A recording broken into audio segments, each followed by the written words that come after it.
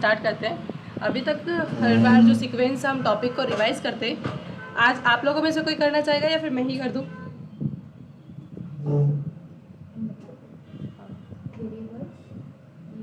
आवाज़ इधर जानी चाहिए योगिता को। हाँ, वहाँ से बोलो, स्पीकर ऑन है मेरा। Variables, data type, keywords,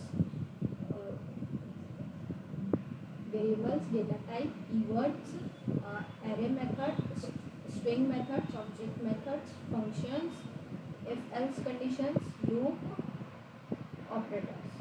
okay, अगर हम इसको थोड़ा सा डिस्क्राइब में देखें तो अगर हम फिर से स्टार्ट करते हैं, ठीक है। ओवरव्यू इसलिए देना ज़रूरी है क्योंकि आप लोग को, ताकि पीछे का भूलो ना, और उनको ना आप डेप्थ में पढ़ना, क्योंकि मैं डेली डेप्थ में तो नहीं पढ़ा सकती उन टॉपिक्स को, लेकिन ओवरव्यू दे सकती हूँ। तो सबसे पहले हमने वेरिएबल्स पढ़े थे। वेरिएबल्स को क्रिएट करने के लिए जो कीवर्ड्स यूज़ होते हैं, लेट, वर और कॉन्स्ट, है ना, इनका यूज़ करना सीखा था। उसके बाद हमने डेटा टाइप्स देखा था। डेटा टाइप्स में हमने दो तरह के डेटा टाइप्स देखे, प्रिमिटिव डेटा टाइप और नॉन प्रिमिटिव डेटा टाइप। जो प्रिमिटिव डेटा टाइप होते हैं, इसमें हमने कौन कौन से डाटा टाइप्स पढ़े थे, जैसे नंबर है, स्ट्रिंग है, बुलियन है, बिग इंट है, इस तरह के डाटा टाइप्स देखे थे। और जो नॉन प्रिमिटिव होता है, इसमें 3 टाइप्स थे। कौन सा? एरो, फंक्शन, ऑब्जेक्ट और अरे। ये 3 टाइप्स के डेटा टाइप्स थे। इसके बाद हमने पढ़े थे ऑपरेटर्स। ऑपरेटर्स में भी हमने डिफरेंट टाइप्स ऑफ ऑपरेटर्स पढ़े थे, जैसे कि स्प्रेड ऑपरेटर होते हैं, टर्नरी ऑपरेटर होते हैं, अरिथमेटिक ऑपरेटर होता है, असाइनमेंट ऑपरेटर होता है, कंपैरिजन ऑपरेटर होता है ना। इस तरह की डिफरेंट टाइप्स ऑफ ऑपरेटर्स हमने देखे थे। उसके बाद अरे मेथड्स देखी थी, वो भी बहुत सारी थी। स्ट्रिंग मेथड्स थी 20 अराउंड स्ट्रिंग मेथड्स थी, जो कि हमने देखे थे। उसके बाद हमने ऑब्जेक्टिव मेथड्स भी देख लिए। कंडीशनल स्टेटमेंट की अगर बात करें तो कंट्रोल फ्लो में if else, else if, switch, फिर लूप्स पढ़े थे। लूप्स के अंदर हमने वाइल, डू वाइल, फोर इन और फोर ऑफ, ठीक है, और मैप, फिल्टर और फोर ईच, और ये सब भी कोई उसको लूप में कंसीडर कर लेता है, कोई अरे मेथड्स में। तो हमने अरे मेथड्स में इसको पढ़ लिया था। उसके बाद हमने पढ़े थे फंक्शंस। फंक्शंस में हमने अलग अलग टाइप के फंक्शंस पढ़े थे, जैसे function declaration, function expression, arrow function, callback function, high order function, immediate invoked function और एनोनिमस फंक्शन। इस तरह के अलग अलग टाइप से फंक्शंस पढ़े थे। उसके बाद हमने पढ़ा था, हाँ, ओवरऑल सब अभी तक ये पढ़ लिया। अब हम पढ़ने वाले डॉम, ठीक है। डॉम एक सेपरेट, अभी ये समझ लो कि ये मत सोचना कि कल का हमारी क्लास छुट्टी हुई है तो हम आज का नहीं समझ सकते, या फिर ऐसा कुछ नहीं है। आज से एक डॉम की फ्रेश बिगनिंग है, तो सभी इसको स्टार्ट कर सकते हैं, ठीक है। आगे बढ़ते हैं। डॉम की अगर बात करें, उसके नाम से ही समझ में आ रहा है कि वो क्या है, document object model. That means ये कि सॉरी, स्क्रीन शेयर करना।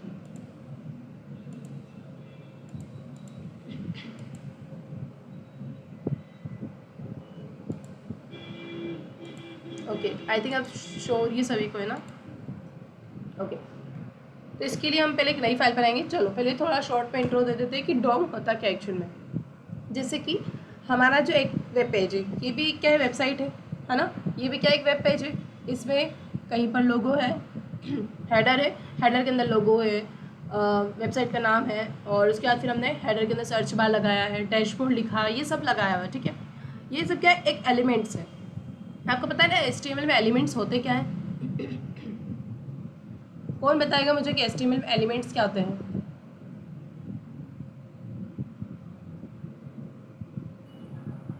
आगे पार्ट पीछे एट्रीब्यूट्स को मिला के जो बनता है वो एलिमेंट होता है। टैग और एट्रीब्यूट्स को आपने कुछ हद तक सही जवाब दिया, पर पूरा सही नहीं है ये जवाब।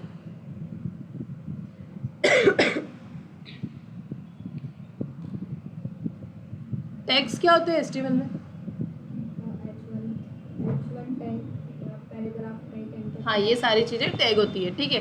ओपनिंग टैग और क्लोजिंग टैग भी पता है, उसके बीच में हम कंटेंट लिखते हैं। तो the combination of opening tag, closing tag and content, इसको हम क्या बोलते हैं, एलिमेंट बोलते हैं, है ना। अब याद आया योगिता कि क्या है एलिमेंट? हाँ, है ना, ये चीज़ होती है एलिमेंट। अब मैं, जैसे कि आपने बताया हेडिंग एक एलिमेंट है, हेडिंग टैग जो लगा रहे हैं उसके अंदर, तो वो एक पूरा मिला के एलिमेंट। तो ये भी क्या हो गया, एक एलिमेंट हो गया, है ना, क्योंकि बना कैसे H1 टैग से बना हुआ है। ये भी क्या है, एक एलिमेंट है, ये भी एक एलिमेंट है, इस तरह से ये भी एक एलिमेंट है। अलग अलग डिफरेंट टाइप्स ऑफ एलिमेंट्स हमने यूज़ किया है। तो मतलब आप ये कह सकते हो कि जो डॉम होता है वो क्या करता है, HTML डॉक्यूमेंट को क्या करता है, एक ट्री स्ट्रक्चर प्रोवाइड करता है कि हेडिंग यहाँ शो होना चाहिए, साइड बार यहाँ शो होना चाहिए, और फुटर यहाँ होना चाहिए, ठीक है। इस तरह से लाइक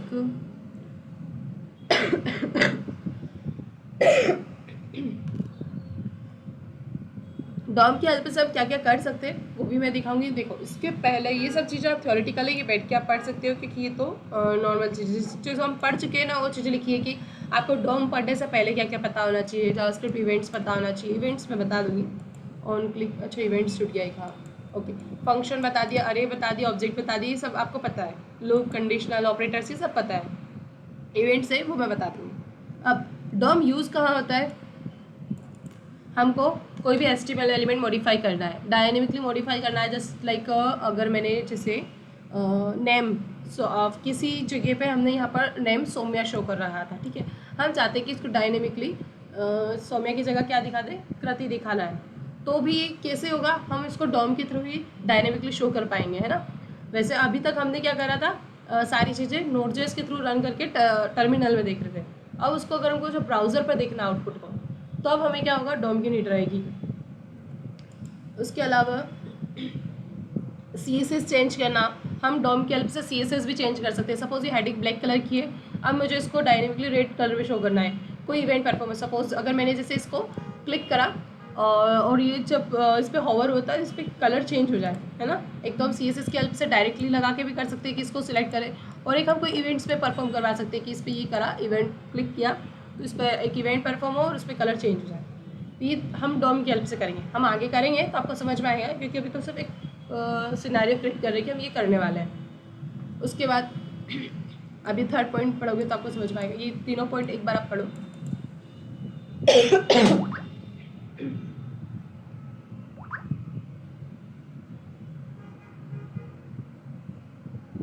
ठीक है, अभी थोड़ा सा समझ में आया, पढ़ा। ये डेटा फेच करना, दैट मीन्स कि डेटाबेस पे डेटा स्टोर है, उसको फेच करके हम UI पे शो करवा रहे हैं। वो बैकएंड ये चीज़ में आता है फेच करना, है ना।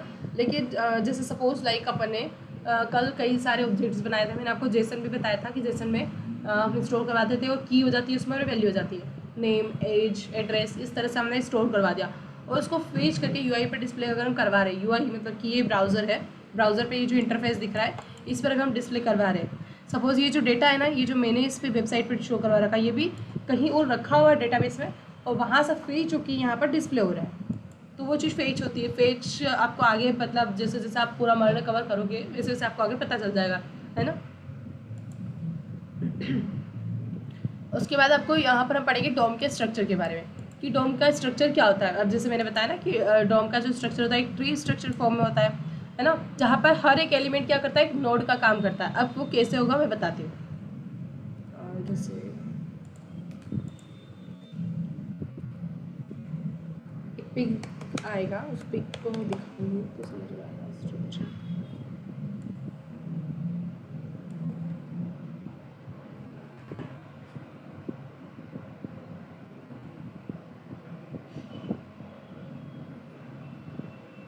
ठीक है, देखो ये इमेज है, ये भी मैं आपको ग्रुप में शेयर कर दूंगी अगर चाहिए होगा तो। शायद डाउनलोड कर दें।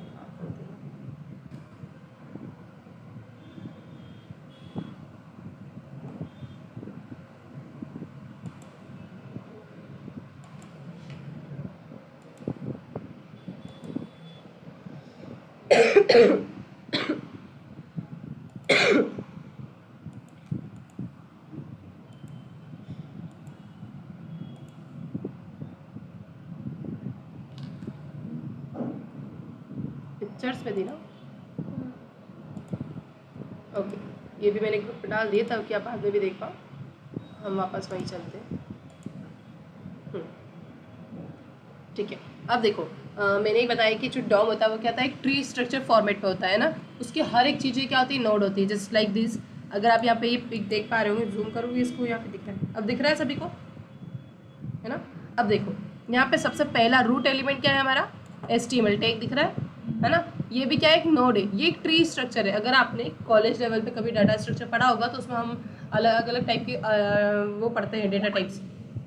उसके अंदर आपने ट्री का नाम सुना होगा। ट्री मतलब क्या होता है, एक अगर रियल लाइफ एग्जांपल देखिए, पेड़ है उसकी अलग अलग शाखाएं होती है ना, उसी तरह से इसके अंदर भी इसका रूट क्या हो गया, HTML हो गया, उसके नीचे अलग से फिर हेड और बॉडी दो निकले। इसके चाइल्ड एलिमेंट्स क्या हो जाएंगे, हेड के अंदर अपन यूज़ करते हैं ना टाइटल, हेड के अंदर लिंक्स, और उसके अंदर फिर हम क्या यूज़ करते हैं, आप समझ पा रहे हैं कि कौन सा पेरेंट है कौन सा चाइल्ड है, इसको देखते ही हम बॉडी के अंदर जनरली कौन सा यूज़ करते हैं, इमेज टैग यूज़ करते हैं, पैराग्राफ टैग यूज़ करते हैं, है ना। और इसके चाइल्ड एलिमेंट्स कौन से हो जाएंगे, जो कि एट्रीब्यूट्स होते हैं। जैसे इमेज के अंदर हम एट्रीब्यूट यूज़ करते हैं सोर्स, है ना। अब समझ में आए, HTML के 2 चाइल्ड एलिमेंट है, कौन कौन से, हेड और बॉडी, है ना। ये एक पेरेंट एलिमेंट है और ये क्या है, चाइल्ड एलिमेंट है, दोनों हेड और बॉडी। अब अगर हेड के अंदर चलते हैं, हेड के अंदर चाइल्ड एलिमेंट्स क्या होते हैं, टाइटल और लिंक हम यूज़ करते हैं। जैसे मैं अगर एक पेज ओपन करूँ अपना कोड वाला, यहाँ पर चलते हैं हम, ठीक है।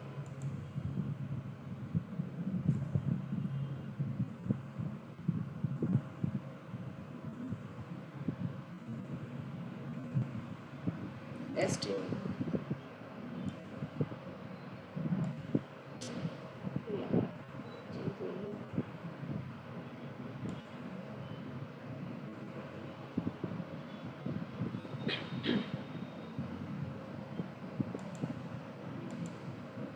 ठीक है, हमारा ये एक HTML का पेज है जो कि हम जनरली बनाते हैं, वही पेज है। अब यहाँ पर हम पेरेंट की अगर बात करें तो ये हेड है, HTML दिख रहा है, ठीक है। HTML स्टार्ट हुआ और एंड हुआ, नीचे एंड हो जाता है, ये सभी को पता है। ये पेरेंट है, इसके चाइल्ड कौन से हो गए, 2 सब चाइल्ड हो गए, एक हेड और ये वाला बॉडी, ठीक है। अब हेड के अंदर 2 टैग यूज़ कर रखे हमने, चाइल्ड टैग, कौन कौन से, एक मेटा और टाइटल दिख रहा है।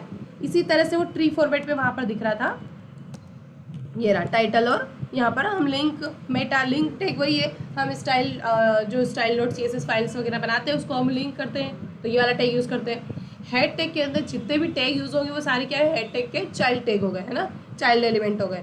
तो वो इस तरह से, अब ये अगर बात करें हम ये टाइटल के अंदर जो है इसका चाइल्ड है, ये कौन, माई टाइटल। अब ये क्या है, टेक्स्ट है जो कि लिखते हैं, जैसे एट्रीब्यूट होता है ना, जैसे अगर यहाँ पर आप बात करो लिंक, लिंक टैग है, लिंक टैग के अंदर एट्रीब्यूट हम क्या यूज़ करते हैं, href, है ना। लिंक करने के लिए याद है href क्यों यूज़ करते हैं। अगर आप ये यहाँ पर लिंक देखो style.css, अगर आप यहाँ पर इसमें वाली फाइल में नहीं है, सब भूल तो नहीं गए कि हम हेड टैग के अंदर किस तरह से मतलब स्टाइल को इंक्लूड करते थे, है ना। आया समझ में कि उसमें हम कहाँ पे, यहाँ पर हम लिंक टैग लगा के और CSS फाइल को इंक्लूड करते हैं, तो ये भी एक एट्रीब्यूट हो गया इसका href। उसके बाद फिर अगर हम बात करें बॉडी टैग के अंदर, इमेज टैग है, पैराग्राफ टैग है, इसके अंदर जो भी यूज़ होगा वो उसके चाइल्ड हो गए। मतलब आपको समझ में आ रहा है, हर एक एलिमेंट यहाँ पर क्या है, एक नोड है, ये एक नोड है, ये भी एक नोड है, और ये इसका नोड है, ठीक है। नोड मतलब क्या होता है? नोड मतलब कि ये कह सकते हैं डॉक्यूमेंट का हर एक एलिमेंट क्या है, नोड है। ये एक ट्री है, इस पूरे को बोलते हैं ट्री, ठीक है। ये जो पूरा है, मेरा कर्सर दिख रहा है आपको, हाँ। ठीक है। ये पूरा क्या है, एक ट्री है। ट्री मतलब कि एक पेड़ है जिसके अंदर अलग, जैसे अगर रियल लाइफ में भी देखिए अलग अलग शाखाएं होती है पेड़ की, उसी तरह से एक ट्री की अलग अलग यहाँ पर शाखाएं। फर्स्ट वाली ये शाखा, सेकंड वाली ये, या इसीलिए उसको इंग्लिश में शाखा को बोलते हैं नोड। शाखा होती है उसी को इंग्लिश में नोड बोला जाता है ना। पेड़ की अलग अलग टहनियाँ निकलती है ना, बस उसी तरह से यहाँ पर HTML में ये एक तरह से ट्री है, इसको ट्री स्ट्रक्चर बुलाता है, जिसमें एक पेरेंट है, फिर उसके चाइल्ड है, फिर उस चाइल्ड के अंदर चाइल्ड है। तो वो सारे एक फॉर्मेट बना के यहाँ पर हमने शो कर रखा है कि ये डॉक्यूमेंट, इस पूरे वेब पेज को हम बोलते हैं डॉक्यूमेंट, ठीक है। ये जो डॉक्यूमेंट लिखा हुआ है ना, इसका मतलब ये क्या है, ये पूरा जो वेब पेज है इसको हम ओवरऑल बोलेंगे डॉक्यूमेंट, है ना। इस डॉक्यूमेंट के अंदर सबसे पहला हेड एलिमेंट होता है हमारा जो रूट एलिमेंट है HTML। इसके अंदर फिर 2 होते हैं, कौन कौन से चाइल्ड एलिमेंट, आप लोग भी बोल सकते हो कौन से चाइल्ड एलिमेंट है, हाँ, हेड और बॉडी। अगर मैं बॉडी के चाइल्ड एलिमेंट्स की बात करूँगी तो कौन कौन से हो सकते हैं, इमेज और टैग, जितने भी हम डिव टैग वगैरह स्पार्ट टैग यूज़ करते हैं, ये सारी चीज़ें बॉडी के हो गए चाइल्ड। और हेड के चाइल्ड की अगर बात करेंगे तो क्या हो जाएगा, मेटा, लिंक, और उसके अलावा टाइटल है, ये सारी चीज़ें क्या हो गई इसके अंदर चाइल्ड है। तो ये सब नोड है। बस अगर कोई पूछता है कि HTML में नोड क्या है, तो HTML का हर एक एलिमेंट क्या है, नोड है ना। जब भी कोई नई चीज़ पढ़े ना, ऐसा मत सोचना करो कि समझ में ही नहीं आए, क्योंकि क्या होता है जब नई चीज़ पढ़ते हैं तो होता है स्टार्टिंग में, ठीक है। अभी जो मैंने आपको एक इमेज के थ्रू पूरा स्ट्रक्चर बताया, वही चीज़ यहाँ पर है। आपको इसको क्या अब समझ में आ रहा है देख कर कि डॉक्यूमेंट क्या है, पूरा डॉक्यूमेंट, है ना, क्या है, ये पूरा एक वेब पेज क्या है, डॉक्यूमेंट है ना। एलिमेंट नोट्स मतलब क्या, ये जो आपको एग्जांपल दिए हुए हैं जो कि मैंने अभी एक्सप्लेन किया। एट्रीब्यूट नोड्स मतलब क्या, हर एक एलिमेंट के अंदर जैसे आईडी, क्लास, HREF, सोर्स, ये सब जो हम लगाते हैं SRC मतलब, ठीक है, ये सारी चीज़ क्या हो गए, एट्रीब्यूट नोड्स हो गए, है ना। और टेक्स्ट नोड्स क्या, जो कि टैग के अंदर लिखा जाता है टेक्स्ट, है ना। ये एक टेक्स्ट नोड है। डॉम एग्जाम्पल लिखा हुआ है, हेलो वर्ल्ड लिखा हुआ है, ये एक टेक्स्ट नोड है। तो डॉम के अंदर अगर एक पॉइंट भी दिख रहा है तो वो भी क्या है, उसका नोड है ना। अब वो कोई सा भी नोड हो सकता है, ठीक है। तो ये समझ में आया स्ट्रक्चर ऑफ डॉम। ओके, अब बात करते हैं डॉम नेसेसरी क्यों है। वही चीज़ है कि हम डॉम का यूज़ क्या कर रहे हैं, वही नेसेसरी चीज़ है। ये आप बैठ के पढ़ सकते हो, बाद में थ्योरेटिकल पार्ट है।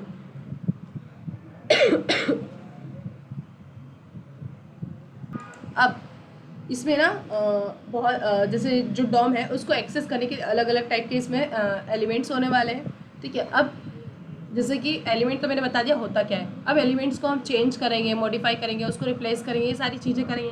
तो उसके लिए हम क्या पढ़ने वाले हैं, एलिमेंट्स को एक्सेस करने के लिए कौन सी मेथड्स यूज़ होगी, ये सारी चीज़ें हम पढ़ने वाले हैं, ठीक है। अब फर्स्ट हम देख रहे हैं एक्सेसिंग एलिमेंट्स, मतलब कि एलिमेंट्स को एक्सेस करना है। जिस तरह से अगर हम बात करें ऑब्जेक्ट्स, अरे यूज़ करी थी, अरे के अंदर क्या होते हैं, आइटम्स होते हैं, उसको हमने एक्सेस करा था ना। उसी तरह से हम क्या करने वाले हैं, डॉम के अंदर जो एलिमेंट्स हैं उनको एक्सेस करने वाले हैं। एक्सेस का मतलब समझ में आ रहा है कि एक्सेस करने वाले मतलब क्या करने वाले, उनका यूज़ करके कुछ ना कुछ उनके साथ चेंज करने वाले, है ना। अब फर्स्ट ऑफ ऑल पढ़ेंगे हम document gate element by ID. ये देखते हैं, इसमें नहीं है शायद, हाँ इसमें नहीं है, मैं निकालती हूँ उसको। ये सारी हेडिंग्स है, इसके लिए इसमें अलग से दे रखी है। वो मुझे ना सीरीज़ बनाने का पूरा टाइम नहीं मिल रहा है, तो हर बार सर्च कर करके निकालना पड़ा, जो कि आप लोगों के लिए भी टफ पड़ेगा, ठीक है। यहाँ से स्टार्ट करेंगे।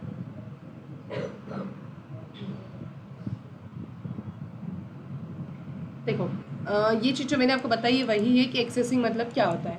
क्या पढ़ो, एक मिनट पढ़ो, इसको क्या समझ में आ रहा है, इसको पढ़ के आपको।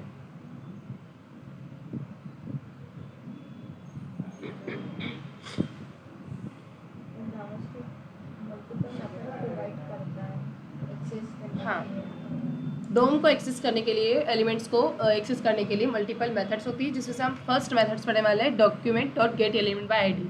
आपको याद हो तो पहले एक प्रोजेक्ट बनाया था, मैंने बोला था इसको फुली इग्नोर कर देना, मैं इसको बाद में पढ़ाऊंगी ना। वही चीज़ यहाँ पर स्टार्ट हो रही है। तो document dot gate element by ID सब क्या करते हैं, आईडी को सिलेक्ट करते हैं। अब आईडी क्या चीज़ होती है, हम इसकी एक फाइल बना लेते हैं और इसको एक एग्जाम्पल्स के साथ देखते जाएंगे। नींद आ रही है सौम्या? सही में नींद आ रही है डॉम पढ़ते हुए? जावास्क्रिप्ट के अंदर जाते हैं।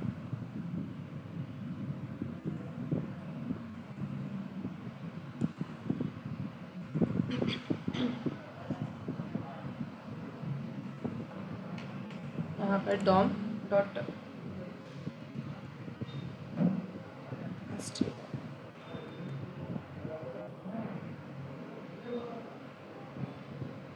फाइल क्रिएट होगी, कहाँ गई, दिख तो रही, दिख रही है क्या डॉम डॉट एचटीएमएल? प्रोसेसिंग अब हो गई।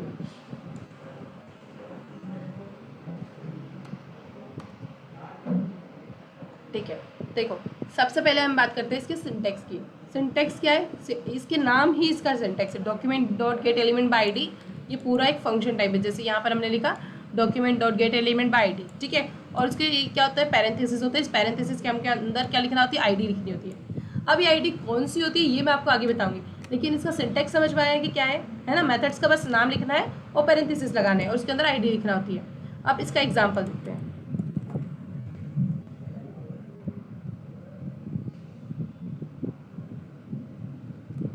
देखो सबसे पहले हमने यहाँ पर इनिशियल इसके लिए क्या है, बॉडी की जगह, अब सही देखो सबसे पहले हमने यहाँ पर क्या किया, H1 टैग लिया है। H1 टैग के अंदर हमने जनरली जो टेक्स्ट लिखते हैं वो लिखा हुआ है। एक बटन टैग बनाया हुआ। बटन टैग के अंदर हमने यहाँ पर क्या करा, एक फंक्शन कॉल करा है, अपडेट वेलकम, है ना। अब आपको ये पता है कि फंक्शन क्या चीज़ होती है, फंक्शन कॉलिंग क्या चीज़ होती है, सारी चीज़ें आपको पता है। तो ये क्या कर रहा है, फंक्शन कॉल कर रहे हैं, मतलब ये कि लॉगिन नाम का एक बटन है, जैसे ये क्लिक होगा वैसे क्या होगा, यहाँ पर एक अपडेट वेलकम नाम का फंक्शन कॉल होगा, ठीक है। अब जैसे कि ये लॉगिन बटन है, इस पर क्लिक करते ही इस पर क्लिक करते ही क्या होगा, फंक्शन कॉल होगा, और फंक्शन कॉल होते ही इसमें फील्ड बता रखा है, चलो देखते हैं इसमें क्या लिखा है। हाँ ये बताती हूँ, एट्रीब्यूट है बटन के अंदर। ऑन क्लिक एक एट्रीब्यूट है जो कि हमने यहाँ पर लगा रखा है। आपको पता है ना कि एट्रीब्यूट्स यूज़ कैसे किए जाते हैं, जैसे कि SRC HREF, ये इस तरह से एट्रीब्यूट्स यूज़ करते थे हम ओपनिंग टैग के अंदर। यहाँ पर ये एंगल ब्रैकेट के अंदर एट्रीब्यूट्स यूज़ करते हैं। अगर मैं इसको हटा दूँ, ठीक है, हाँ नहीं, ऑन क्लिक एट्रीब्यूट्स जितने भी होते हैं वो HTML के ही होते हैं। उनका कोई पर्पस होता है जो कि हम जावास्क्रिप्ट में यूज़ करते हैं। अब जैसे ऑन क्लिक एट्रीब्यूट दिया हुआ है, ठीक है, HTML में उसका कोई ज़्यादा यूज़ नहीं, उसका यूज़ तब है जब हम JS यूज़ कर रहे हैं, जब हम उस पर क्लिक करवाते टाइम कोई एक्शन परफॉर्म करवा रहे हैं। और एक्शन परफॉर्म HTML के थ्रू नहीं करवा सकते, हम इससे जावास्क्रिप्ट के थ्रू करवा रहे हैं। हाँ ठीक है, अब जैसे ये पढ़ा है ऑन क्लिक, ठीक है, ऑन क्लिक मतलब नाम से ही समझ में आ रहा है कि मतलब क्लिक होने पर, है ना, क्लिक होने पर क्या हो, अपडेट वेलकम नाम का फंक्शन कॉल हो जाए, है ना। आपको पता है कॉल करते टाइम से पैरेंथेसिस लगाते हैं और कॉल हो जाता है, फंक्शन का नाम लिखा पैरेंथेसिस लगा। अब ये कॉल हुआ और ये आया इसके स्क्रिप्ट टैग के अंदर। अच्छा, अपडेट वेलकम यहाँ पर बना हुआ है, यहाँ आया, इसने अंदर क्या चेक किया कि कर्ली ब्रेसेस के अंदर इन्होंने लिखा क्या है, यहाँ पर आ गया, यहाँ तक आ गए। अब यहाँ पर हमने क्या लिखा, फंक्शन के अंदर वेलकम। ये वेलकम क्या है, एक आईडी है, किसकी आईडी है, इसकी आईडी है, ये दिख रहा है वेलकम, है ना। तो यहाँ पर वेलकम आईडी दी हुई है, तो ये इस आईडी को एक्सेस कर रहा है। मैंने बताया ना, डॉक्यूमेंट के अंदर के एलिमेंट्स को एक्सेस करने के लिए ये यूज़ कर रहा है मेथड। डॉक्यूमेंट क्या है, ये पूरा एक डॉक्यूमेंट ही है जिसका एक नोड है H1 क्या एक नोड है ना। और उसके अंदर जो आईडी दी है, आईडी एट्रीब्यूट आपको पता है, आपने यूज़ किया है पहले CSS के टाइम पे, क्लास आईडी जो यूज़ की थी वही आईडी है। इस आईडी को सिलेक्ट किया और जिस तरह से आईडी के ऊपर हम CSS लगाते थे यूज़ करके, वैसे हम आईडी का यूज़ करके इस पर जावास्क्रिप्ट अप्लाई कर रहे हैं, ठीक है। तो हमने आईडी सिलेक्ट की document dot gate element by ID के अंदर, और फिर यहाँ पर इनर टेक्स्ट लिखा। इनर टेक्स्ट मतलब ये क्या, इसके अंदर जो टेक्स्ट लिखा है वो चेंज हो जाएगा अगर हम ये इनर टेक्स्ट मेथड यूज़ नहीं करते हैं, है ना। तो ये जो वेलकम यूज़र है ये अप्लाई नहीं होगा, ठीक है। हाँ, नहीं, ये मेथड्स भी डिफरेंट टाइप की होती है। आगे जैसे जैसे हम डॉम पढ़ते जाएंगे मैं आपको एक्सप्लेन करूँगी, है ना। अभी यहाँ पर फोकस ये रखो कि जब भी आप कोई मेथड पढ़ते हैं तो आपको मैंने बताया है कि मेथड एक्सेस करने के लिए क्या करते हैं, हम डॉट लगाते हैं और फिर मेथड का नाम लिखते हैं। वैसे ही यहाँ पर डॉट लगा के हमने क्या कर रहा है, एक मेथड का नाम लिखा हुआ है। अब सिंपल सा समझना इतना है कि जब भी कोई बटन क्लिक होगा, प्रोसेस बता रही है कि इंटरनली कैसे इसमें फंक्शन परफॉर्म होने वाला है, ठीक है। जैसे ही बटन क्लिक हुआ, लॉगिन क्या हुआ, ऑन क्लिक पे ये क्या कॉल कर रखा है हमने, अपडेट वेलकम नाम का फंक्शन कॉल कर रखा है। ये कॉल हुआ, अच्छा 12 लाइन पर इसको फंक्शन मिल गया, कॉल हो गया, अंदर आया। इसके ब्लॉक पे हमने क्या मेंशन किया हुआ है, हमने क्या किया है, एक हेडिंग है, उसकी आईडी को सिलेक्ट कर रखा है। काई से सिलेक्ट किया है, document dot gate element by ID से सिलेक्ट किया है। इतना सभी को समझ में आया होगा कि प्रोसेस किस तरह चली, है ना। अब आईडी को तो सिलेक्ट कर लिया, अब ये सोच रहा है कि अब करने क्या वाले हैं, तो इसने देखिए आगे जाकर इनर टेक्स्ट मेथड यूज़ करी है, ठीक है। अब ये ब्राउजर रन करते टाइम सोच लिया, अच्छा इन्होंने इनर टेक्स्ट यूज़ करा है, इसका मतलब ये चाहते हैं कि इस एलिमेंट के अंदर जो भी ये एलिमेंट की आईडी है, इस आईडी का जो भी एलिमेंट है जिसके अंदर जो भी टेक्स्ट लिखा हुआ है उसको हम क्या करना चाहते हैं, चेंज करना चाहते हैं। इसीलिए हमने क्या कर दिया, इनर टेक्स्ट यूज़ किया हुआ है, ठीक है। अब चेंज करना चाहते हैं बट ये रिप्लेस में कौन सा टेक्स्ट शो करना चाहते हैं, तो इक्वल्स टू में हमने बता दिया वेलकम यूज़र। तो ये क्या करेगा, हेलो गेस्ट की जगह क्या शो कर देगा, वेलकम यूज़र शो कर देगा, ठीक है। अब चलो इसको हम लाइव एग्जांपल उधर देखते हैं। अभी हमने क्या लिखा हुआ, हेलो गेस्ट, जो कि कहाँ लिखा हुआ है, H1 टैग के अंदर लिखा हुआ है। अब जैसे ही हमने बटन पे क्लिक किया, ये आ गया वेलकम यूज़र, दिख रहा है, ठीक है। आई प्रोसेस समझ में, हाँ, इनर टेक्स्ट से हम सिर्फ टेक्स्ट चेंज कर सकते हैं। यहाँ पर हम बहुत कुछ चीज़ें कर सकते हैं। अभी सिर्फ एक डॉम की इनिशियल स्टार्टिंग है, इसलिए मैंने एक ईजी वे में बताया है। डॉम से हम बहुत कुछ करेंगे और बहुत सारी मेथड्स है इसको एक्सेस करने के लिए, है ना। अभी समझ में आया कि क्या समझाया, ठीक है। अब आगे का देखते हैं, इसको हटा देते हैं, इसकी ज़रूरत ही नहीं है। हमारा नोट्स जो इसके पीछे छूट जाते हैं, ये भी नहीं है।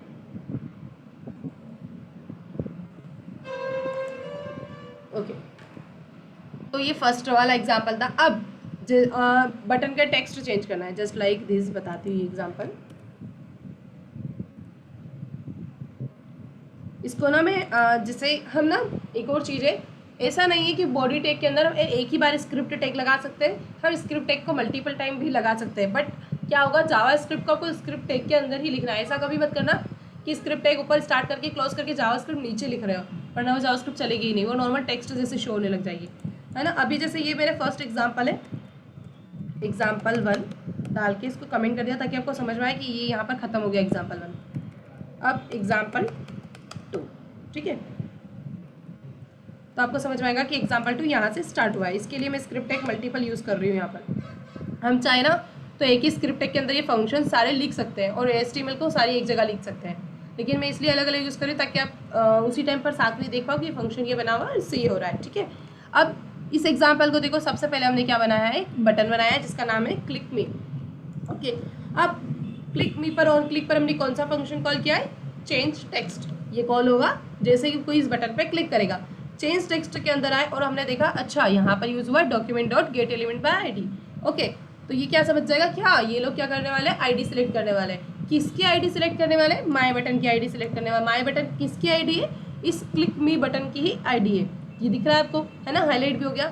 अब आईडी तो सिलेक्ट हो गई, अब इसके साथ क्या करना है, तो अब यहाँ पर मेथड यूज़ करिए इनर टेक्स्ट। मतलब इनर टेक्स्ट को देख के क्या समझ गए कि ये क्या करने वाला है, टेक्स्ट चेंज करने वाला है। और फिर यहाँ पर क्या लिखा हुआ है, clicked.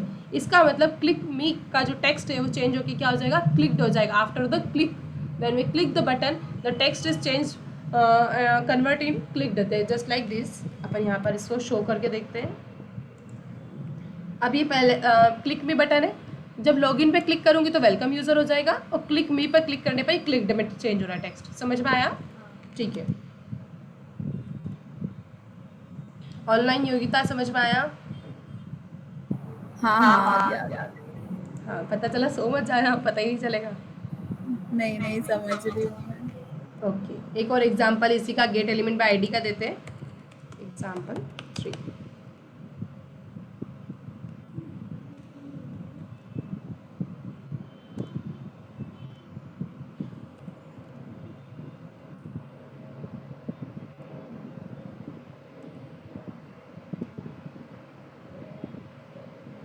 Done.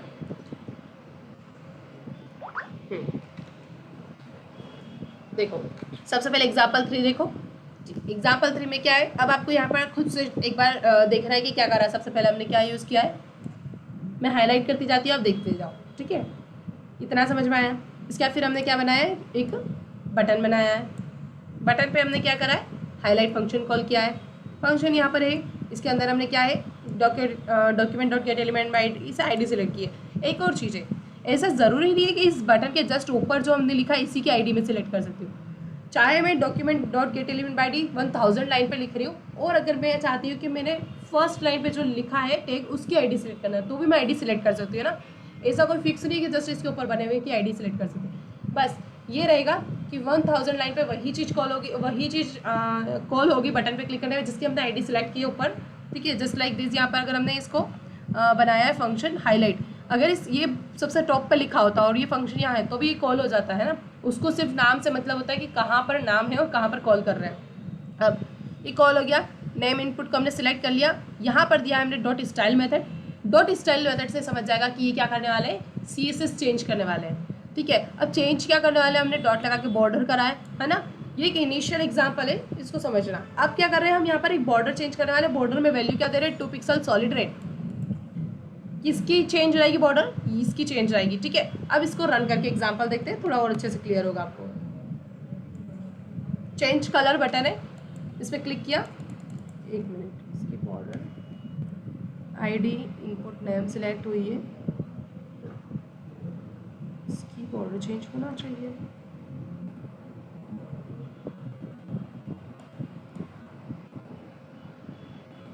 Okay, highlight button पे क्लिक करते हुए चेंज कलर नहीं होगा। चेंज कलर ये 4th एग्जाम्पल का वो शो हो रहा था, इसका 3rd एग्जाम्पल का बटन का नाम था हाईलाइट। जैसे हाईलाइट बटन पे क्लिक किया तो इसकी बॉर्डर को चेंज करने का हमने लिखा है 2 पिक्सल सॉलिड रेड, तो ये चेंज हो गया जैसे हाईलाइट पे क्लिक कर रहे हैं, है ना। आया समझ में, ओके। अब इस पे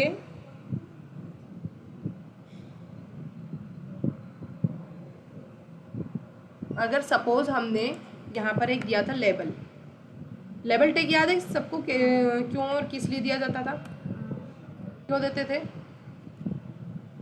लेबल शो करने के लिए। जैसे कि ये इनपुट टैग है, इसका भी लेबल कुछ भी शो नहीं हो रहा था, देखो यहाँ पर पहले शो नहीं हो रहा था नेम, अभी बाद में शो हुआ लेबल टैग लगाने पे, है ना। अब मैंने ये जो नेम इनपुट आईडी दी है ये भी इनपुट टैग की दी है। मैं चाहती हूँ इसकी आईडी को चेंज करके नहीं अभी इसकी रहने देते क्योंकि अभी थोड़ा धीरे धीरे आगे बढ़ेंगे। इतना समझ में आया अभी तक जो समझाया? ठीक है, नेक्स्ट एग्जाम्पल देखते हैं इसमें। अब इसको मैं एग्जाम्पल को एक्सप्लेन नहीं करती हूँ, इसको आपको खुद देखना है।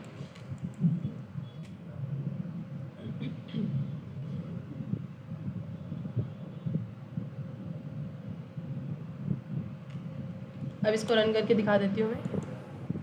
क्या समझ में आया? कलर चेंज हो रहा है। कैसे चेंज हुआ? हमने आईडी दी है टेक्स्ट पेरा की, इस पेरा की आईडी यहाँ पर दी है, तो ये इस आईडी को टारगेट करके इसका कलर क्या कर रहा है? ब्लू कर रहा है। कब ब्लू कर रहा है? जब हमने चेंज कलर नाम का फंक्शन कॉल किया। कहाँ कॉल हुआ फंक्शन? जब हमने चेंज कलर नाम के बटन पे क्लिक किया तो ये फंक्शन कॉल हुआ। कॉल होते ही ये इसका कलर चेंज करके ब्लू में कन्वर्ट कर रहा है। Is that clear? ओके, आगे बढ़ते हैं। I think document dot gate element by ID सभी को अच्छे से समझ में आया होगा। अब आगे बढ़ते हैं इसका दूसरा एग्जाम्पल। हाँ, गेट एलिमेंट बाय क्लास। ठीक है, अब क्लास भी आपको पता है कि क्या होती है। क्लास क्या है? एक एचटीएमएल का एक एट्रीब्यूट है, याद है सीएसएस के टाइम यूज किया था। देखो आईडी क्या होती है? यूनिक होती है। सॉरी, आईडी और क्लास में डिफरेंस आप लोग बताओ, मैं बाद में बताऊँ, आप लोग बताओ क्या डिफरेंस है आईडी और क्लास में? आईडी यूनिक होती है और क्लास हम लोग बहुत सारी चीजों के लिए एक साथ यूज कर सकते हैं। हाँ, क्लास कॉमन यूज हो सकती है, जैसे कि अगर कई सारे पी टैग है, अगर आईडी अगर हम चाहते हैं कि सबको अलग अलग यूनिक आईडी देना है तो हम आईडी यूज करेंगे, और चाहते हैं कि सब पे सेम सीएसएस अप्लाई करना है तो हम क्लास ले लेते थे, है ना। वैसे ही काम इसमें भी होगा, क्लास वही है, क्लास अलग से कुछ नहीं है ना। अब गेट एलिमेंट बाय आईडी था, इसका मतलब हम आईडी सिलेक्ट करते। गेट एलिमेंट बाय क्लास है, इसका मतलब हम क्या सिलेक्ट करने वाले? क्लास सिलेक्ट करने वाले हैं। ठीक है, जैसे सिंटैक्स की अगर बात करें तो देखो ये सैम है, मेथड का नाम लिखा और यहाँ पर क्या लिख रहा है? क्लास का नाम लिख रहे हैं, है ना।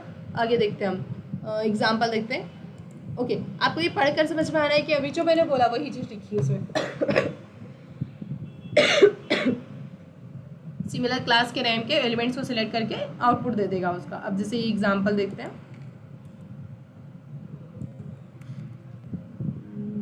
इसको यहाँ पर मैं थोड़ा सा डाल देती हूँ तो बता रहेगा कि ये चीज़ पढ़ रहेगा। इसका एग्जाम्पल तो इसका एग्जाम्पल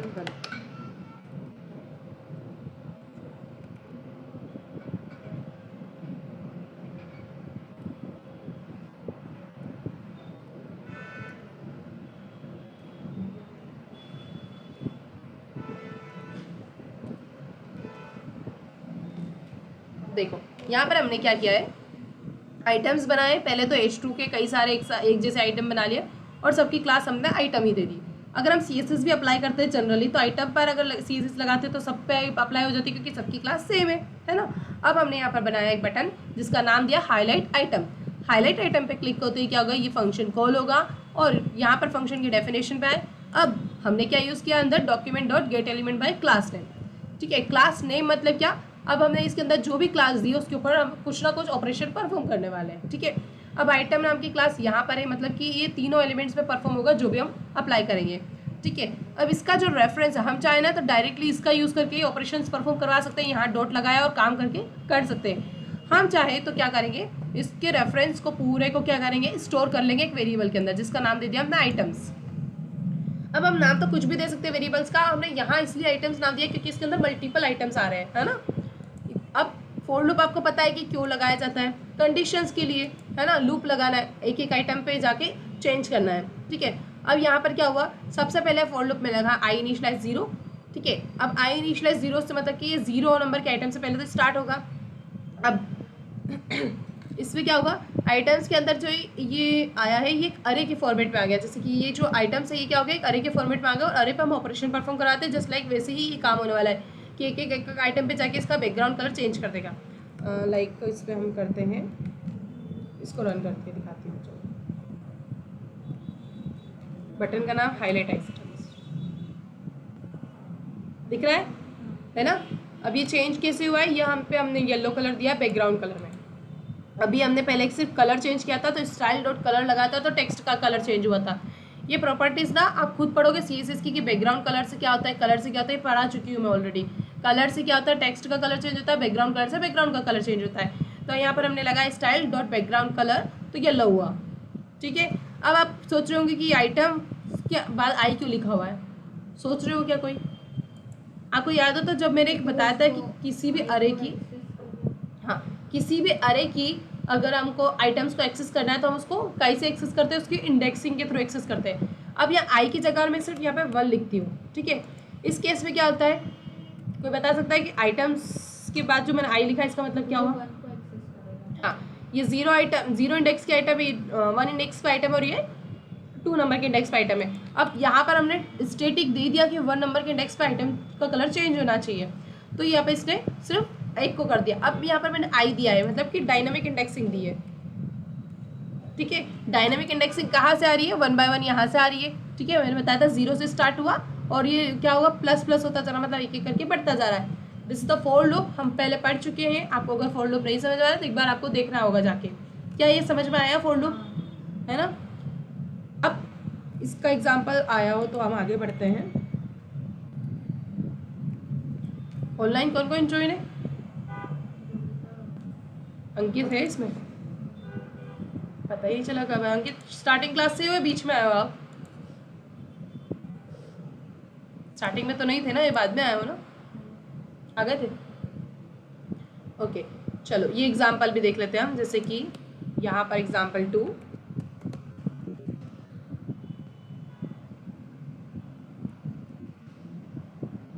ठीक है, एग्जाम्पल 2 में भी क्या करा हमने, 2 पैराग्राफ टैग ले लिए, सेम टेक्स्ट नाम की क्लास दे दी है। अब यहाँ पर हमने क्या करा है, चेंज कलर बटन बनाया, कलर जैसे ही क्लिक होगा इस पर चेंज कलर फंक्शन कॉल हुआ, रेफरेंस ले लिया हमने टेक्स्ट नाम की क्लास का। ठीक है, और क्लास का रेफरेंस लेके हमने क्या करा, एक एलिमेंट एक वेरिएबल में स्टोर करवा दिया, है ना? अब हमेशा याद रखना कि ये क्या हो जाता है, एक अरे बन जाती है इसके अंदर। ये कैसे स्टोर हो जाता है पता है? इस तरह से स्टोर हो जाता है कि अरे पता है ना सबको सिंटैक्स क्या होता है, ये इस तरह से text comma text comma text. ठीक है, इस तरह से इसका सिंटैक्स बन जाता है।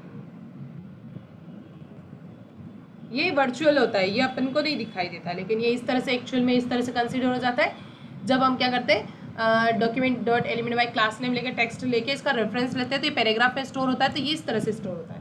ठीक है, इसीलिए 1 by 1 ही परफॉर्म होता है। अब पैराग्राफ डॉट लेंथ लिखा मतलब क्या, इस अरे की लेंथ काउंट हो रही है, पता है आप सभी को इस अरे की लेंथ कितनी होगी? 1000।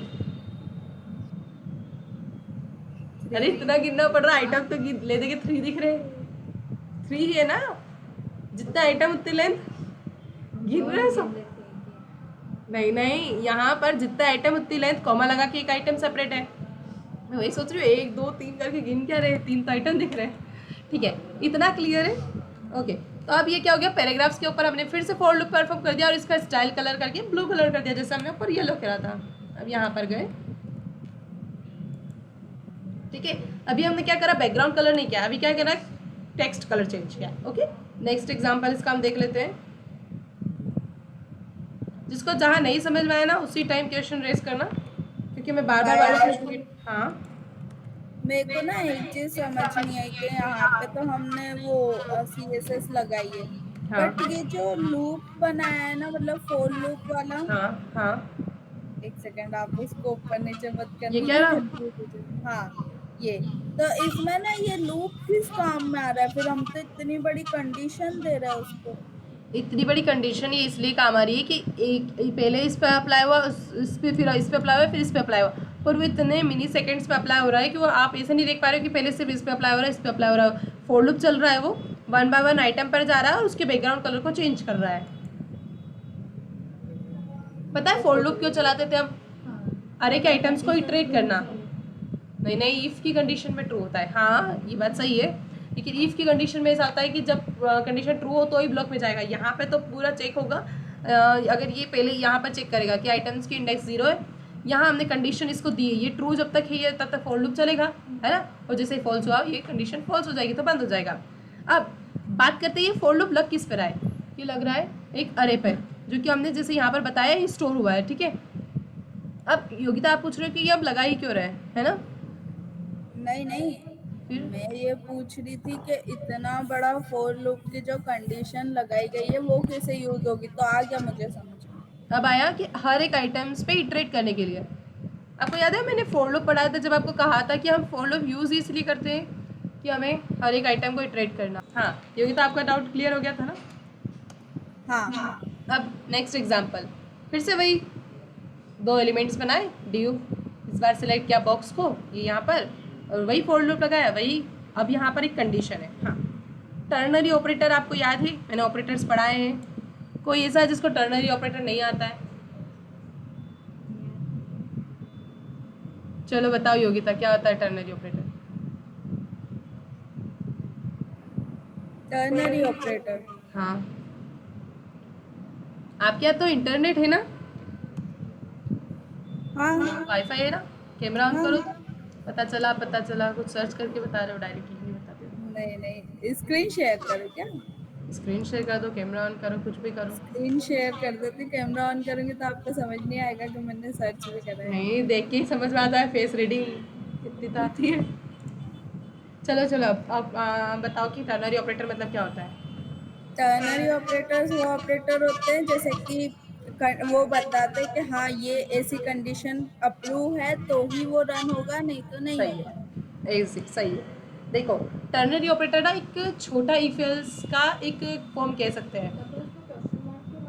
वही तो बता रही हूँ मैं कि ये इस क्वेश्चन मार्क से पहले कंडीशंस बताई जाती है कि ये अगर कंडीशन ट्रू हुई तो ये ब्लॉक रन होगा, और फॉल्स होगी तो ये ब्लॉक रन होगा। आपको मैंने टर्नरी ऑपरेटर पढ़ाया है और ये बताया है कि क्वेश्चन मार्क से पहले यहाँ पे कंडीशंस दी जाती है। अगर कंडीशन ट्रू है तो ये वाला ब्लॉक रन होता है, अगर फॉल्स होता है तो कॉलन के बाद वाला ब्लॉक रन होता है ना? तो वही चीज़ है। अब यहाँ पर अगर हमने डिस्प्ले नन दिया हुआ है, ठीक है, अगर सपोज एग्जाम्पल के फॉर्म में बात कर लो कि इधर की कोई वैल्यू आ रही है और वो वैल्यू आती है नन अगर एग्जैक्ट इक्वल टू नन होता है तो ये कंडीशन रन होगी, और नहीं होता है तो नन वाली रन होगी। ये एक टॉगल बॉक्स है, हाइड एंड शो का काम होता है। देखो कुछ समझ में आ रहा है? इसको क्लिक करने पे क्या हो रहा है? हाइड एंड शो हो रहा है। टॉगल बॉक्सेस पे क्लिक करते ही क्या हो रहा है? डिस्प्ले हो रहा है, और इसी टॉगल बॉक्स पर क्लिक करते ही हाइड भी हो रहा है। इसका मतलब कंडीशन में हम क्या चेक कर रहे हैं कि अगर वो डिस्प्ले नन है तो क्लिक करने पे वो डिस्प्ले ब्लॉक हो जाए, और अगर डिस्प्ले ब्लॉक है तो क्लिक करने पे वो नन हो जाए। रिवर्स हो रहा है, जो है उसका अपोजिट हो जाए, ठीक है। अब ये कैसे हो रहा है, फिर से हम इसका फ्लो समझते हैं।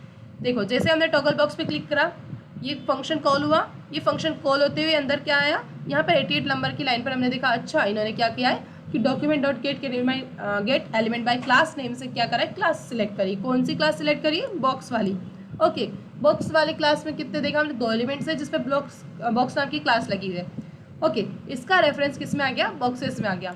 और आपको पता है कि अभी बॉक्सेस किस फॉर्म में वर्चुअली हो रहे होंगे? अरे के फॉर्मेट में, है ना। अब आगे चलते हैं, फिर से क्या हुआ, उस अरे पे फॉर लूप अप्लाई हुआ। ये अभी इस तरह से शो हो रहे हैं, जस्ट लाइक यहाँ पर लिखा हुआ है बॉक्स, कहाँ गया parenthesis, okay sorry, box comma box. Okay, you can consider this कि ये इस तरह से हो गया वर्चुअली बॉक्सेस के अंदर। ओके, अब ये अरे है, इस पे परफॉर्म हुआ। अब इस अरे की लेंथ कितनी है? 2 है, ठीक है। तो बॉक्सेस डॉट लेंथ कितनी बार चलेगा? 2 ही बार चलेगा। तो इनिशियली आई की वैल्यू क्या है? 0 है। ओके, कंडीशन चेक करेगा, आई की वैल्यू 0 है, क्या 0 2 से बड़ा है? वर्चुअली अब यहाँ पे क्या है? 2 है, क्योंकि अरे की लेंथ कितनी है? 2 है। क्या 0 अरे से छोटा है या बड़ा है? छोटा है। कंडीशन ट्रू है। आई प्लस प्लस मतलब 0 से क्या हो गया, अब वो 1 हो गया। नेक्स्ट टाइम आई की वैल्यू क्या हो जाएगी? 1 हो जाएगी। बट इनिशियली अभी हमारी वैल्यू क्या 0 चल रही है। इसका मतलब बॉक्सेस के अंदर 0 नंबर के इंडेक्स पे हम क्या कर रहे हैं? ऑपरेशन परफॉर्म कर रहे हैं। अभी बॉक्सेस के अंदर 0 नंबर के इंडेक्स पे क्या है? क्या है? बॉक्स 1। यस, ठीक है। अभी 0 नंबर के इंडेक्स पे क्या है हमारा? ये वाला आइटम आ गया, ठीक है, बॉक्स 1। अब इसके ऊपर डॉट स्टाइल मेथड लगाई, मतलब ये समझिए अच्छा ये क्या करने वाला है? CSS चेंज करने वाला है। उसके बाद हमने डिस्प्ले, अब ये चेक कर रहा है कि ये अभी बाय डिफॉल्ट ये डिस्प्ले है या फिर क्या है। अभी जैसे मैंने आपको बताया है कि अगर CSS में अगर हम कोई भी इस पर प्रॉपर्टी नहीं लगाते तो डिस्प्ले की वैल्यू बाय डिफॉल्ट क्या होती है? डिस्प्ले ब्लॉक होती है। CSS की प्रॉपर्टी है, थोड़ा सा पास्ट में जाके याद करो, है ना। पढ़ाया है मैंने डिस्प्ले नन डिस्प्ले ब्लॉक। तो डिस्प्ले ब्लॉक क्या होता है, बाय डिफॉल्ट होता है, उसको हम डिस्प्ले नन कर सकते हैं। अभी यहाँ पर हमने जब CSS की प्रॉपर्टी नहीं लगाई, इसका मतलब बाय डिफॉल्ट क्या है, ये डिस्प्ले है, ठीक है, डिस्प्ले ब्लॉक है। तो इसलिए यहाँ पर जब वैल्यू चेक कर रहे हैं कि डॉट डिस्प्ले, अभी तक हमने यहाँ पे स्टाइल लगा रहे थे डॉट कलर, ये क्या कर रहे हैं, CSS की प्रॉपर्टीज लिख रहे हैं, तो डिस्प्ले नाम की प्रॉपर्टीज लगाई। अच्छा, ये क्या चेक कर रहे हैं, डिस्प्ले चेक कर रहे हैं। ओके, अब आगे गए, इसकी वैल्यू बाय डिफॉल्ट क्या है, अभी डिस्प्ले ब्लॉक है ना, ये ट्रिपल इक्वल्स टू लगा के नन लिखा है ना। नहीं नहीं यहाँ नहीं जा रहे हम, यहाँ पर है अभी तक, तो अभी इस लाइन पर ही हम, है ना। ये क्या है, डिस्प्ले ब्लॉक है। अब ये भी आइटम है एज इट इज, इस पर भी क्या होगा, डिस्प्ले ब्लॉक ही अभी भी। तो अब इन दोनों की जो वैल्यू एग्जैक्ट इक्वल टू क्या होनी चाहिए, इसके होना चाहिए। तो अभी तो क्या है, डिस्प्ले ब्लॉक है, मतलब कंडीशन क्या हो रही है, फॉल्स हो रही है। तो फॉल्स हो रही पर क्या हो रहा है, डिस्प्ले नन चल रहा है। इसका मतलब अभी कंडीशन पे क्या था, डिस्प्ले ब्लॉक था, तो कंडीशन फॉल्स हुई तो क्या हो गया, नन हो गया। इसलिए टॉगल वाला इस तरह से चल रहा है, जैसे यहाँ पर तो फॉल्स कैसे हुई कंडीशन? क्यों, यहाँ पर इसकी वैल्यू डिस्प्ले ब्लॉक आ रही है ना बाय डिफॉल्ट, जब हमने यहाँ पर कंडीशन दी नहीं है डिस्प्ले की, तो क्या हो गया, यहाँ पर डिस्प्ले ब्लॉक आया। इसका मतलब अगर वर्चुअली आप देखो तो इस पूरे की वैल्यू क्या आ रही है, डिस्प्ले ब्लॉक, है ना। और ब्लॉक और नन एग्जैक्ट इक्वल भी नहीं, इक्वल ही नहीं, एग्जैक्ट इक्वल तो छोड़ो, तो कंडीशन फॉल्स हो गई। तो अब ये वाला तो चलेगा नहीं, इस कंडीशन फॉल्स के केस में क्या चलेगा, नन चलेगा। तो इसलिए CSS की प्रॉपर्टी डिफॉल्ट में क्या सेट हो गई, वो नन हो गई। ठीक है, इज दैट क्लियर? ओके, आगे बढ़ते हैं। अब समझ में आया कि हम सिर्फ टेक्स्ट चेंज ही नहीं कर रहे, साथ में टॉगल भी कर रहे हैं, कलर भी चेंज कर रहे हैं, है ना।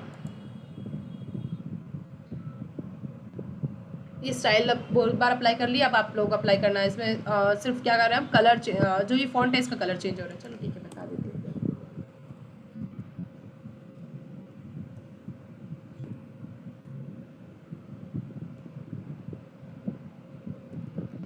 देखो, इसको मैं ना एक्सप्लेन करते हुए आपको खुद इसको समझने की कोशिश करना है, क्योंकि हम फॉर लूप ही लगा रहे हैं, कब से उस पर देख रहे हैं। इसको देख के समझ में आना चाहिए अब तो कि क्या हो रहा है। और फॉन्ट टू वेट प्रॉपर्टी कोई नई नहीं है, आप लोग CSS में पढ़ चुके हो कि क्या होती है। क्या होगी वो, टेक्स्ट को बोल्ड हो जाएगा। इसको रन करके दिखा देती हूँ। ये आइटम्स दिख रहे हैं हमारा, इसमें डायरेक्टली बोल्ड हो रहा है। देखो, हमने बटन्स पे क्लिक नहीं करवाया है, बनाया ही नहीं है। हमने क्या करा, डायरेक्टली हमने क्या किया है, ये जो हाईलाइट दिख रही है क्लासेस को सिलेक्ट करके आइटम्स पे ले लिया और इसके ऊपर ऑपरेशन परफॉर्म कर। ये ना कि अगर अपन सिर्फ बोल्ड कर रहे हैं बिना बटन से, तो फिर ये तो अपन डायरेक्टली CSS से, हाँ, डायरेक्टली भी कर सकते हैं हम, चाहे तो किसी एक्शंस पे भी करवा सकते हैं और डायरेक्टली भी करवा सकते हैं। ये जस्ट बताया गया है कि हम टेक्स्ट को भी बोल्ड कर रहे हैं, बस।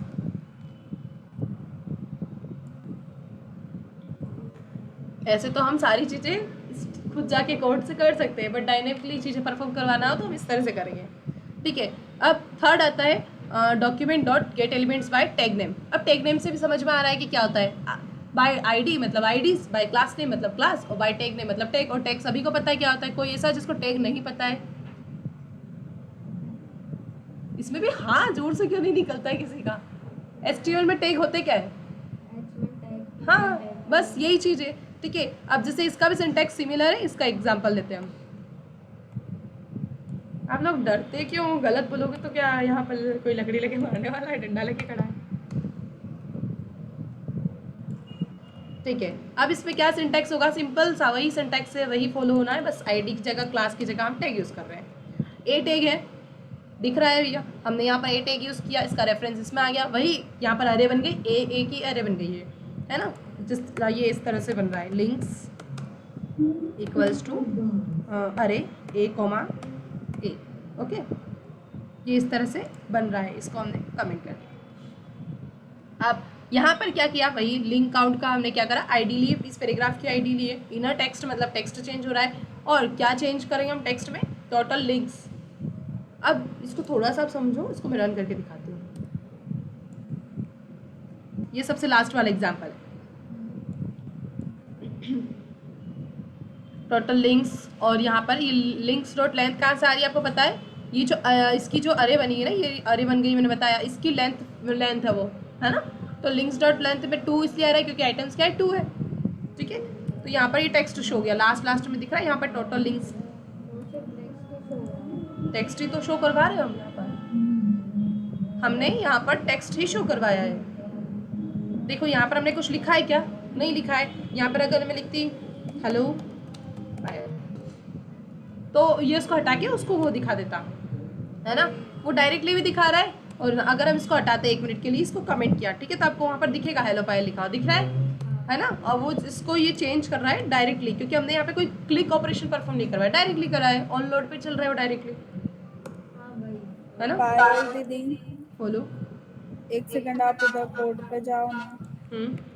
मुझे ये चीज समझ नहीं आ रही है। हमने यहाँ पे gate element by tag name लिया है, हाँ, तो हमने यहाँ पे गेट एलिमेंट बाय आईडी क्यों लिखा है? कहाँ लिखा है? इसके लिंक आपने अरे जो 2 लिंक बार है ना। देखो यहाँ पर हमने 2 चीजों का रेफरेंस लिया, एक लिया है टैग का reference, gate element by tag name से, एंकर टैग जो लगाए हैं इसका रेफरेंस हमने टैग नेम से ले लिया, और इसका रेफरेंस हमने आईडी से ले लिया। ये कंपलसरी नहीं है कि हम टैग से लें, आईडी से लें या क्लास से लें। आईडी और क्लास में क्या डिफरेंस है आपको मैंने क्या बताया था, जब हम मल्टीपल चीज़ों पर अप्लाई करना चाहते तो हम क्लास ले लेते थे, वैसे ही अगर हम मल्टीपल टैग पे अप्लाई करना चाह रहे तो टैग ले लेते थे। उसी तरह से इसमें भी है, अगर हम चाहते हैं कि पर्टिकुलर किसी आईडी को ही सिलेक्ट करें जो यूनिक एलिमेंट हो तो हम आईडी से लेंगे। तो यहाँ पर मैं चाहती थी लिंक आउट, हाँ, आईडी क्लास तीनों या कुछ भी साथ में यूज़ कर सकते हैं। हाँ, ऐसा नहीं है कि एक टाइम पर यहाँ पर यही, अगर इस पे ये लगा दिया तो हम चाहते नीचे आईडी भी लगा सकते हैं। अब जैसे यहाँ पर मैं टैग को वो टारगेट कर रहा और आईडी में वो आईडी को टारगेट कर रहा। हाँ, और क्लास में क्लास को टारगेट कर रहा है। अब इसमें मैंने इन दोनों को टारगेट करवाने के लिए टैग का यूज़ कर लिया, और पी टैग को टारगेट करवाने के लिए मैंने आईडी का यूज़ कर दिया। आया समझ? एक चीज ये नहीं समझ आ रही, जैसे कि आपने ना ये gate element by tag name लिया है, ठीक है, हाँ। उसको स्टोर करवाया है लिंक में। हाँ, अब वो लिंक की यहाँ पे क्या लिंक डॉट लेंथ, ये यहाँ पर, हाँ, ये वही लिंक है, ये वही है। इसकी बस क्या कर रहा है, इसके अंदर ओवरऑल इसका मतलब ये हो रहा है एंकर टैग कितने हैं उसका काउंट इसमें आ गया, है ना। कितना आ गया? 2 काउंट आ गया है। आपको पता है लिंक्स डॉट लेंथ से अरे की लेंथ फाइंड होती है, और ये एक अरे की फॉर्मेट में स्टोर हो जाता है इसमें। तो लिंक्स डॉट लेंथ से इसकी लेंथ आ गई और यहाँ पे शो करवा दिया। इतना ही हुआ है इसके अंदर बस। क्या आप समझ में आया योगिता? हाँ थोड़ा थोड़ा। क्या समझ में नहीं आया पूछो। रुको, मुझे ना यार टैग ये लगा दी दोनों ताकि लाइन आप एक बार अच्छे से समझा दो। देखो फिर से बता देती हूँ। इसमें ये नीचे जो इमेज दिख रही है इसको मत देखना है, यहाँ पर देखना। देखो सबसे पहले 2 एंकर टैग लगाए, ओके, तो ये 2 एंकर टैग यहाँ पर डिस्प्ले हो गए, दिख गया लिंक 1 लिंक 2, है ना। अब उसके बाद फिर पैराग्राफ टैग लगाया है जिसमें हेलो पायल लिखा हुआ है, अभी वो दिख जाएगा हेलो पायल जब मैं इसको कमेंट कर दूँगी। दिख गया हेलो पायल, है ना। अब फिर नीचे आए स्क्रिप्ट टैग लगाया, स्क्रिप्ट टैग के अंदर हमने क्या किया, gate elements bye tag name से इस टैग के रेफरेंस लिया। किस टैग का रेफरेंस लिया? एंकर टैग का। अब यहाँ पर हमने 2 एंकर टैग यूज़ किए। सपोज अगर हम 50 एंकर टैग भी यूज़ करते ना तो यहाँ पर 50 एंकर टैग्स का रेफरेंस इस एक ही टैग के अंदर आ जाता, और वो क्या हो जाती है, एक अरे के फॉर्म में वर्चुअल अरे क्रिएट हो जाती है और स्टोर हो जाता है। सपोज हमने यहाँ पर 5 एंकर टैग लगा दिए, ठीक है। इस केस में ये केस से स्टोर हो जाता, एक मिनट, ये किस तरह से स्टोर हो जाता है, इसके अंदर ए 5 टाइम्स आ जाता है ना। ये एक अरे क्रिएट हो जाती है 5 एलिमेंट्स की। ओके डन, यहाँ तक इसका काम खत्म हो गया। अब आगे चलते हैं। हमने फॉर लूप लगाया, किसके ऊपर लगाया, इसी अरे पर परफॉर्म कराया हमने, है ना, फॉर लूप। ये कौन सा एग्जांपल आ गया है, मैं दूसरा बता रही थी क्या? हाँ तो ये वाला था ही नहीं ना। नहीं ये भी है और ये भी है। हाँ शायद ये अभी बाद में क्लिक हो गया मुझसे, लूप ये था ही नहीं, ये नहीं था। लूप नहीं था इसमें। ओके लूप हटा दिया फिर से, अब ठीक है। हाँ ओके डन। अब यहाँ तक तो ये अरे का काम खत्म हो गया। अब इस अरे का यूज़ क्या कर रहे हैं हम आगे जाके, इसके लिए यूज़ कर रहे हैं हम क्या कर रहे हैं, फिर हमने लिया हेलो पायल, किस टैग में लिखा है, पैराग्राफ टैग में। इसका रेफरेंस लिया किसके हेल्प से, आईडी के हेल्प से। लिंक काउंट का करके आईडी थी, रेफरेंस आ गया। आया समझ में? अब इनर टेक्स्ट मेथड से समझ में आया कि हम क्या करने वाले हैं, इस आईडी के अंदर जो भी टेक्स्ट है उसको चेंज करने वाले हैं।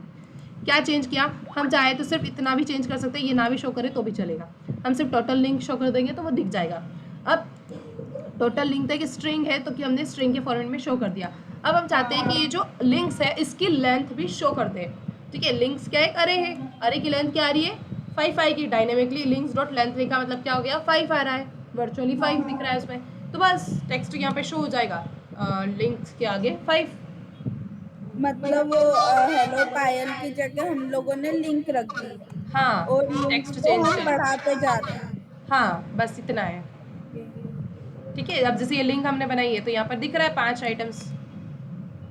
अब इसको यूज़ करोगे ना योगिता तो अच्छे से समझ में आ जाएगा। अभी क्या है, सब नया नया लग रहा है ना, तो इसलिए अभी 3 ही चीज़ें पढ़ाई है मैंने, gate element by ID, class और नेम। अब देखो ये वाला एग्जाम्पल है, इसमें क्या है, आपको ये इमेज लगानी होगी। अभी मेरे पास कोई इमेज नहीं थी, इसलिए यहाँ पर इस तरह से आइकन शो हो रहे हैं ना।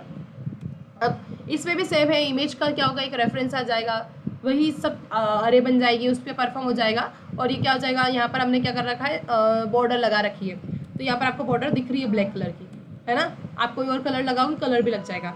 आई थिंक आज के लिए इतना इनफ है। आज हमने क्या क्या पढ़ लिया है, डॉम क्या होता है, डॉम का स्ट्रक्चर क्या होता है, नोड्स क्या होते हैं। उसके बाद फिर हमने उसके डॉम के आइटम्स को एक्सेस करने के लिए 3 मेथड्स देखे। 3 क्या क्या देखे, document dot gate element by ID, gate element by class name, gate element by class, document dot gate element by name, tag name. हाँ ठीक है। अब इन तीनों का आपको यूज़ करके कल देख कर आना है। आप ये फाइल में शेयर कर रही हो, इसी तरह से आपको भी टैग्स बनाना है। टैग को इस तरह से रेफरेंस लेना है बार बार, और इसको तब तक परफॉर्म करना है जब तक आपको ये कॉन्सेप्ट क्लियर नहीं हो जाए कि अच्छा इसको यूज़ करना है। अब मुझे कल फाइल चाहिए सभी की, है ना, मैं कल सबकी फाइल देखूंगी। और कल ग्रुप में ऐसा नहीं कि क्लास टाइम पे फाइल शेयर करो, आप आज रात से पहले फाइल शेयर करना, शाम को 6 बजे से पहले। ठीक है, मेरा लंच टाइम होता है 2 बजे, मैं लंच में एक बार आप सभी की फाइल देख लूँगी। मुझे फाइल चाहिए क्योंकि क्लास में टाइम वेस्ट होता है जब मैं फाइल्स मांगती हूँ करती हूँ, तो है ना, और देखते टाइम जाता है। इसलिए आप 2 बजे तक अच्छे से प्रैक्टिस करो। और क्या क्या करोगे इसमें, आप स्टाइल परफॉर्म करोगे, अलग अलग CSS सबको पता है क्या क्या कर सकते हैं। CSS परफॉर्म करो, उसके साथ टेक्स्ट चेंज करो, इमेज लगाओ। ठीक है, इस तरह से करके उसकी प्रैक्टिस करके मुझे एनी हाउ फाइल चाहिए सबकी।